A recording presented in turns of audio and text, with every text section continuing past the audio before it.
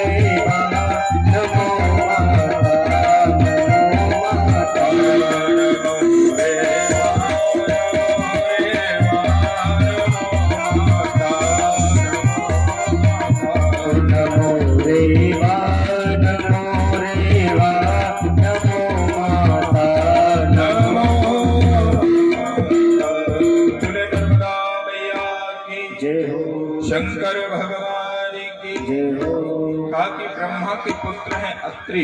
अत्रि की पत्नी का नाम है अनसुईया। अनसुईया और अत्रि की कोई संतान नहीं थी।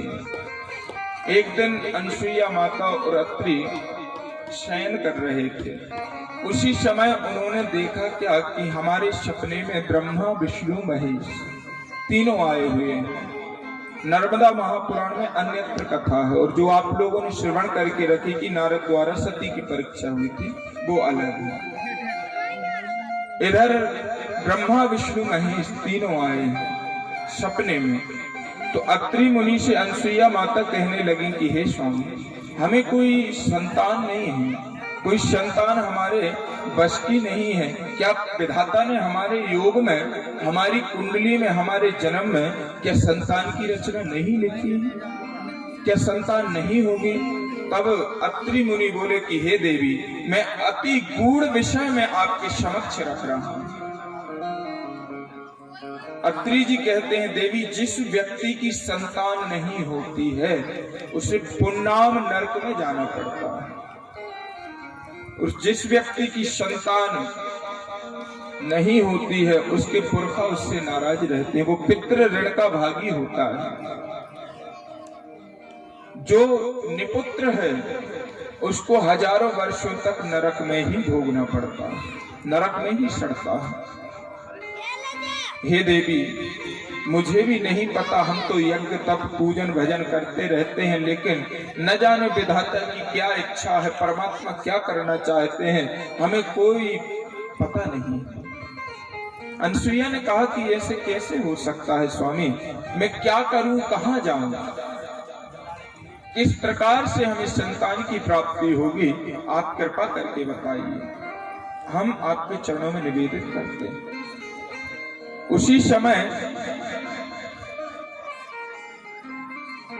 अनसुईया माता के वचन जब अत्रि ऋषि ने सुने तो अनसुईया माता के वचन सुनकर के अत्रि जी ने कहा कि देवी, तुम नर्मदा तट पर जाओ और नर्मदा तट पर जाकर के भगवान का दिव्य तप करो। यदि भोलेनाथ तुमसे प्रसन्न हो जाएं तो तुम उनसे वरदान प्राप्त करना, क्योंकि देवी मैं यहाँ पर भगवान भोलेनाथ का सेवक बनकर के हूँ और भोलेनाथ की तप में मैं भी लगा हुआ हूँ। यदि तुम नर्मदा तट पर जाकर के भगवान भोलेनाथ की शाम सदाशिव की आराधना करोगे तो अवश्य ही भोलेनाथ प्रसन्न होकर के वरदान प्रदान करेंगे। अब इधर अनसुईया माता गई और जाकर के 100 योजन दूरी पर थी।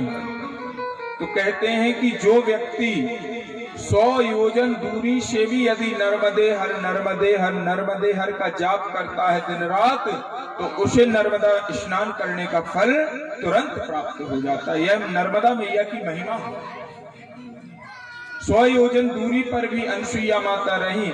उसके बाद उन्होंने तप आरंभ किया, फिर उसके मध्यवर्ती निकट पहुंचे और जाकर के नर्मदा तट के किनारे अनसुईया माता ने खूब उपवास किए और निराहार रह करके 100 वर्षों तक तप किया।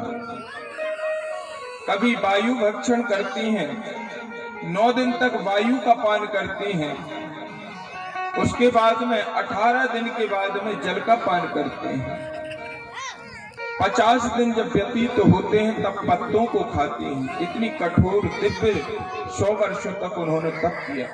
भोलेनाथ प्रसन्न हुए और प्रसन्न होकर के भोलेनाथ ने कहा कि देवी बताओ क्या चाहती है। तभी देखा क्या कि वहां पर विष्णु जी भी प्रकट हो गए और ब्रह्मा जी भी प्रकट हो गए। त्रिदेव जब प्रकट हुए तो उस देवी से पूछा कि देवी तुम कौन हो और क्या कर रही हो, तब क्यों कर रही हो, हमको भोजन तो कराओ, हम प्रकट हुए ब्राह्मण के रूप में आए थे तीनों। तो उन्होंने कहा कि हे स्वामी, हे ब्राह्मण देव, यहाँ पर केवल कंदमूल फल ही है, इन कंदमूल फलों का आप सेवन करें। और आप इतनी दिव्य तेज कांति वाले तीनों प्रतीत होते हो, मुझे तो ऐसा लगता है कि ब्रह्मा विष्णु और महेश तीनों ही तो नहीं आ गए। जब इस प्रकार कहा तो तीनों बोल पड़े कि हे देवी, हम ब्राह्मण हैं लेकिन आपने हमें पहचान लिया है, तो बताओ क्या चाहती हो। तो उन्होंने कहा कि स्वामी, हे देवादिदेव महादेव, हमको पुत्र रत्न प्राप्त हो, आप कृपा करें। जब इस प्रकार से कहा तो भगवान ने कहा कि हे देवी, तुम्हारे पूर्व जन्मों के अनुसार तुम्हें हम पुत्र प्रदान करते हैं, लेकिन तुम चाहती कैसे पुत्र हो यह तो बताओ। भगवान विष्णु की वाणी सुनकर के अनसुईया जी बोली, चाहूं तुम्हें समान सुत प्रभु सन कवन दुरा। प्रभु आपके समान ही पुत्र हम चाहते हैं, आप कृपा करें। तब ब्रह्मा के तेज से चंद्रमा पहली संतान के रूप में उत्पन्न हुए और भगवान शंकर के तेज से दुर्वासा ऋषि उत्पन्न हुए। उसके बाद में भगवान विष्णु के तेज से दत्तात्रेय उत्पन्न हुए। ऐसे 3 संतान अनसुईया माता की हुई है।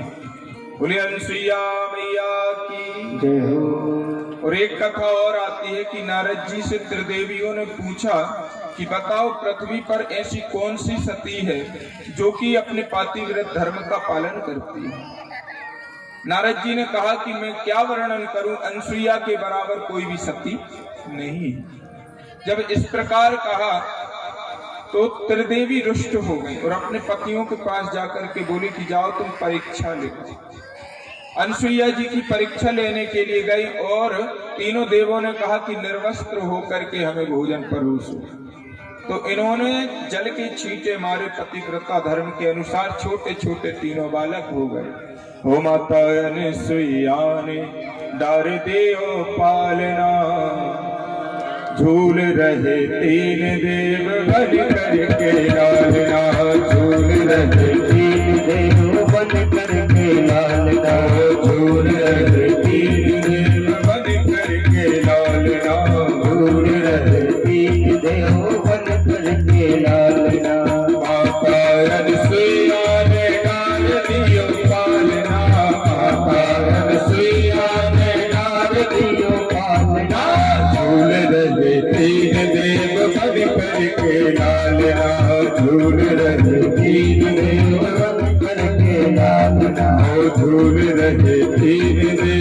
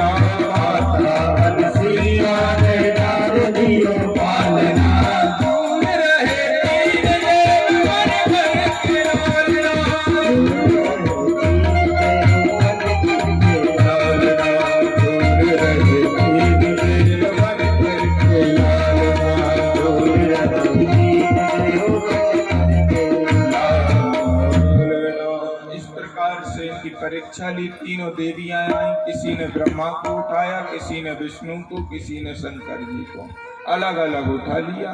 इधर पर नारद जी ने समझाया कि देवियों अब तुम्हारी अकल ठिकाने आ गई, इनसे बढ़कर के सती और कोई हो ही नहीं सकती।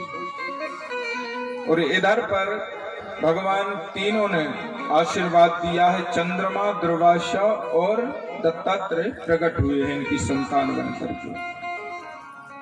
आगे चल करके पुनखिल तीर्थ की महिमा का वर्णन है। और कहते हैं जो अनसुईया घाट पर जाता है, जो बिना संतान का है, निसंतान है, जिसकी संतान नहीं हो रही है, और वहां पर जाकर के ब्राह्मणों को पकवान खिलाता है, भोजन कराता है और रात्रि भर वहां रहता है, 3 रात्रि तक वहां पर विश्राम यदि नर्मदा तट पर करता है, तो भगवान भोलेनाथ की कृपा से वह पुत्रवान होता है। और जिस कन्या का विवाह ना हो रहा हो और विवाह में अड़चने आ रही हो, यदि वो जाकर के माँ पार्वती और शंकर का रुद्र अभिषेक उस तट पर जाकर करे तो उसका विवाह शीघ्र ही हो जाता है। पुनखल तीर्थ की महिमा 104वां अध्याय है। तस्सेवानन्तरं तात पुनखिलं तीर्थमुत्तमं विख्यातं त्रिषु लोकेषु स्वर्गसोमापनम्। कहते हैं यहाँ पुंग को सिद्धि प्राप्त हुई थी और भोलेनाथ की कृपा से यह तीर्थ पुनखिल बना। आगे चल करके मुंडी तीर्थ का वर्णन है। मार्कंडेय जी ने कहा कि महादेव शंकर ने जो किया वह जगत में प्रसिद्ध है। भोलेनाथ ने नाना प्रकार की लीलाएं इस संसार में की हैं और भोलेनाथ की जो लीलाएं हैं अगाध और अपरंपार हैं। इनके चरित्र अनेक अनंता, इनके चरित्रों में कोई भेद नहीं कर सकता। क्या भोलेनाथ कर दें किसी को पता नहीं। ढुंडीश्वर महादेव मुंडी तीर्थ है यहाँ पर। श्री मार्कंडेय जी कहते हैं कि हे युधिष्ठिर, एक समय भगवान भोलेनाथ ने कुष्ठी होने का स्वरूप धारण किया, कुष्ठी बन करके आए हैं। कुष्ठ रोग से ग्रसित होकर के भोलेनाथ आए हैं और माता पार्वती और भोलेनाथ ने परीक्षा लेने के लिए भक्तों की यह रूप रचा है कुष्ठी का। कि पार्वती बनी नारी सुंदरी, कोड़ी बने त्रिपुरारी रे, बैठी हैं नर्मदा जी के तीर, ओ मोर बम बम भोला, बैठी हैं नर्मदा जी के तीर।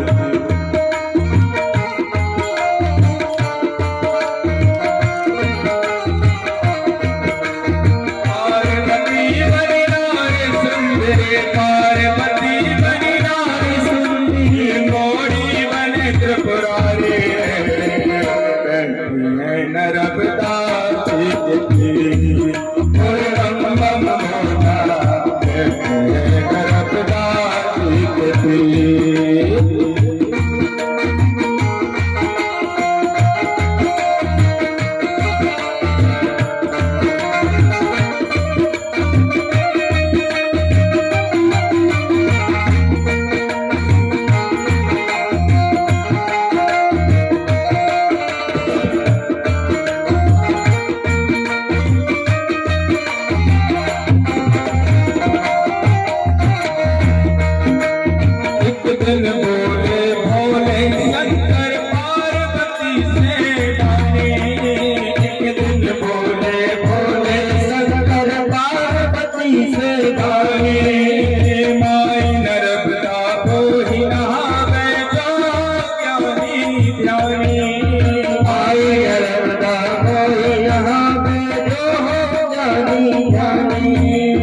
चलो पिया के संग भवानी, चलो पिया के संग भवानी, बन के सुंदर नारी रे, है नर्मदा जी के तीर, मोर बम बम भोले,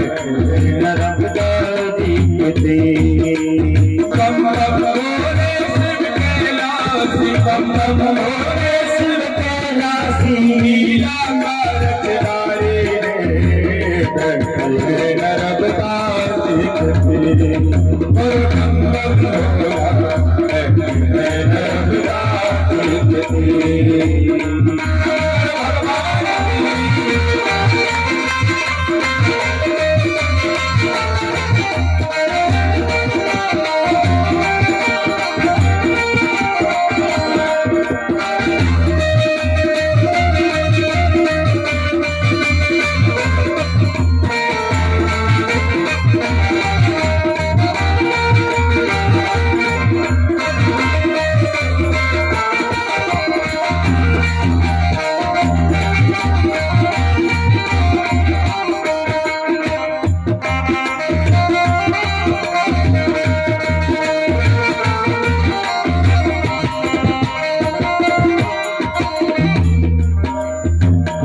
लोक के धनी ने अपना कोई रूप बनाया, तीन लोक के धनी ने अपना कोई रूप बनाया।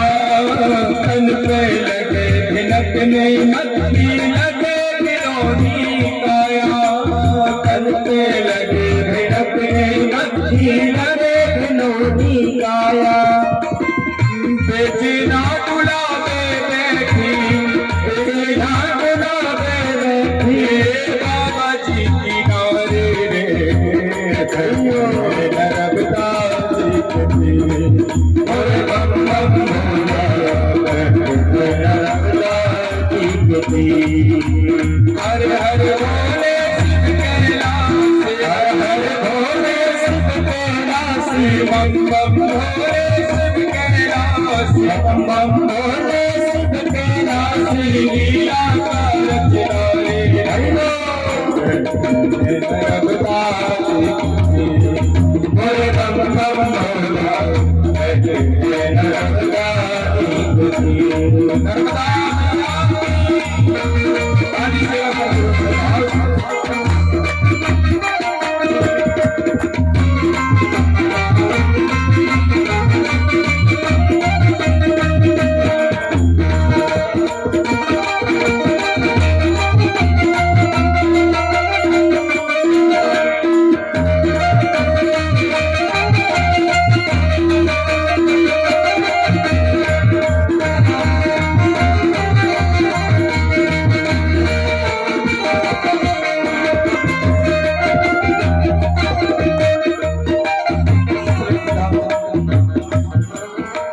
श्रद्धा में बड़ी अमावस डुबकी आने लगाई, श्रद्धा में अमावस को डुबकी आने लगाई। कितनों के मन भरी गिरानी तुमको पड़े दिखाई, कितनों के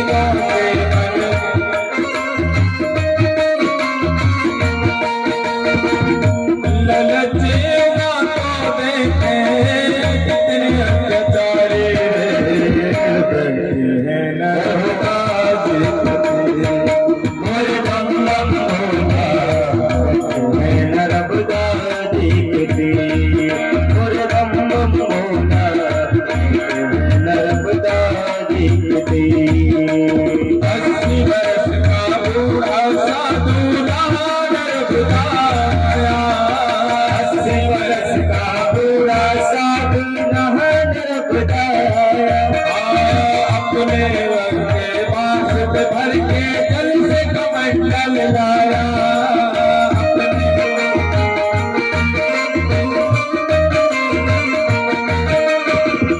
गिरजा को देखत वो तो, गिरजा को देखत वो तो, बिटिया हमारी नर्मदा सीखती और बम बम भोला नर्मदा सीखती और बम बम भोला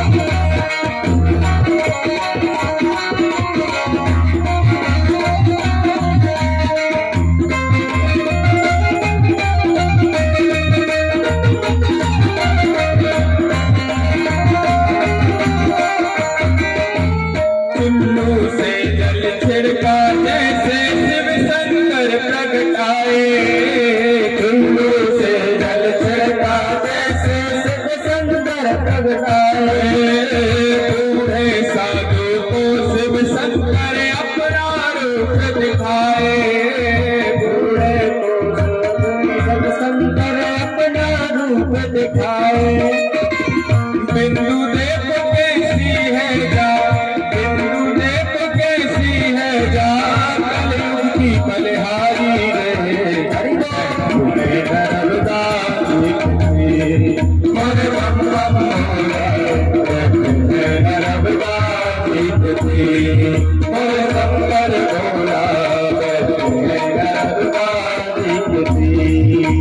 शंकर भोला बोलो नर्मदा मैया की जय हो। हमारे मत में इस दास पर कृपा करने के लिए सदगुरु के समान भवसागर रूपी नौका से पार लगाने वाले हमारे भोले बाबा और मौनी जी महाराज, बड़ा ही स्नेह प्रेम है हम पर इनका। और यूं ही आप लोगों का आशीर्वाद, संत भगवानों का आशीर्वाद हम पर बना रहे और यूं ही आपकी सेवा हम करते रहे। कहते हैं कि संतों की कृपा के विषय में यदि आप लिखना भी चाहो तो जितने वृक्ष हैं उनकी स्याही बना लो भैया, और पृथ्वी की किताब बना लो, फिर भी उनके गुणानुवाद को नहीं लिख सकते। यदि संत ना होते तो इस संसार कब का जल जाता। कि आग लगी संसार में, झर झर गिरे अंगार, और संत न होते जगत में तो जल जाता संसार। ये यदि पृथ्वी टिकी हुई है तो साधु संत महात्मा और गौ ब्राह्मणों की वजह से टिकी है, नहीं तो यह संसार कब का जल करके राख हो जाए।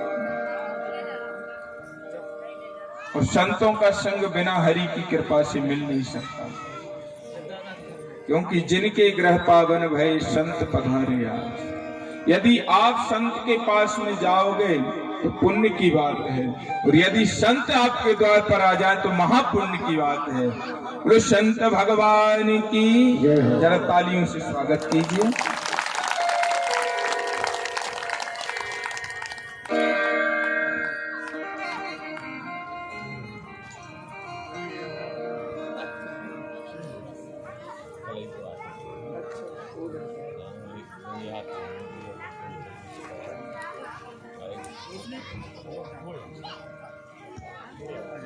बोलो संत भगवान की जय हो। राम कृपा बिनु सुलभ न सोई, बेनो सत्संग विवेक न होई, राम कृपा बिनु सुलभ न सोई। कह हनुमंत बेपत प्रभु सोई, कह हनुमंत बेपत सब सोई, कह हनुमंत बेपत प्रभु सोई, कह हनुमंत बेपत सब सोई। जब तब सुमिरन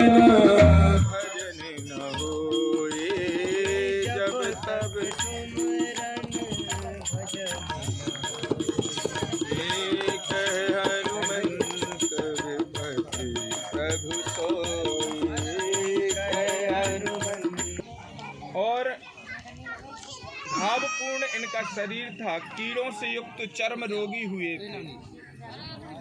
इनके शरीर से दुर्गंध पूर्ण रस टपक रहा था। जब यजमान के द्वार पर जाकर के इन्होंने भोजन की याचना की, श्राद्ध में बैठे हुए भोजन कर रहे ब्राह्मणों से कहा कि हम इन ब्राह्मणों